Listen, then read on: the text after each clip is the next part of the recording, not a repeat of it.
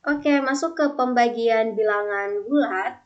Nah, sebenarnya konsep pada pembagian bilangan bulat itu sama dengan konsep perkalian bilangan bulat. Jadi, konsepnya sama, berarti jika kita bagi dua bilangan yang sejenis, hasilnya juga positif. Nih ya, jika kedua bilangannya tidak sejenis, maka hasilnya negatif. Ingat, konsep pembagian dan perkalian itu sama. Contoh, misalnya, minus 56 dibagi minus 7.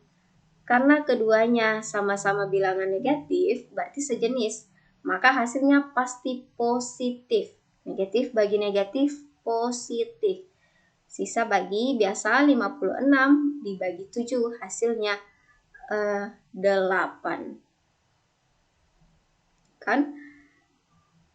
Lanjut, 60 dibagi 5. Sama-sama positif ya, berarti hasilnya tetap positif. 60 dibagi 5 adalah 12. Kasih contoh lagi. Minus 56 dibagi 7. Kedua bilangannya tidak sejenis karena ada negatif, ada positif. Berarti hasilnya pasti negatif. Jadi negatif bagi positif, negatif. 56 dibagi 7, 8. Berarti negatif 8. Contoh yang kedua, minus 60 dibagi 5. Minus bagi positif tidak sejenis, maka hasilnya pasti negatif. 60 dibagi 5, 12. Oke, lihat ya perbedaannya. Ingat, kalau dua bilangannya sejenis, tandanya sama, hasilnya positif. Kalau dua bilangannya tidak sejenis, tandanya beda, maka hasilnya pasti negatif. Lanjut ke operasi hitung campuran bilangan bulat.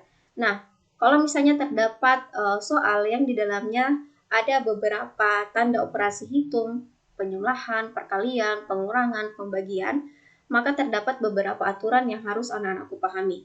Yang pertama, kalau dia ada tanda dalam kurung, jadi kita hitung dulu bilangan yang ada di dalam kurung.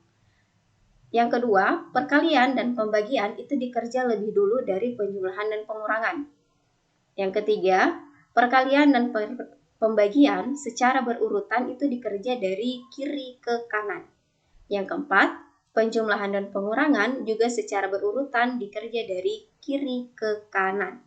Contoh, misalnya, 13 ditambah minus 4 kali 2 dibagi minus 2 kali minus 2 dikurang negatif 6. Ingat, konsep yang pertama, hitung dulu bilangan yang ada dalam kurung. Jadi, kita hitung dulu yang ada di dalam kurung. 13-nya ditulis ulang, tambah. Dalam kurung, minus 4 kali 2. Hasilnya berapa? Ya, minus 8. Kan? Terus, dibagi. Minus 2 kali minus 2 berapa? Ya, betul, 4. Positif 4 ya. Kemudian, dikurang negatif 6. Oke? Setelah itu, lihat lagi. Perkalian dan pembagian dikerja lebih dulu. Berarti ada pembagiannya, berarti ini dulu yang kita kerja. Jadi 13 ditambah minus 8 dibagi 4, ya minus 2. Kemudian dikurang negatif 6. Oke? Setelah itu, ingat penjumlahan dan pengurangan secara berurutan dikerja dari kiri ke kanan. Dari kiri ke kanan, berarti kita jumlah dulu. 13 ditambah negatif 2 berapa? Ya, betul, positif 11. Ini kurang, ingat pengurangan itu adalah penjumlahan dengan lawan pengurangnya. Minus 6 lawannya 6, kan? Berarti 11 tambah 6, 17. Nah, ini jawabannya. Contoh lagi, misalnya 14 kurang 20 bagi 5 tambah 6 kali 2. Ingat, kita kerja dulu apanya? Perkalian dan pembagiannya. Berarti 14 kurang. Kalinya nih, baginya dulu. 20 bagi 5 berapa? 4. Kemudian ditambah perkaliannya lagi. 6 kali 2 berapa? 12. Nah, kemudian secara berurut, penjumlahan dan pengurangan dikerja dari kiri ke kanan. 14 kurang 4, 10, kan? Nah, tambah 12.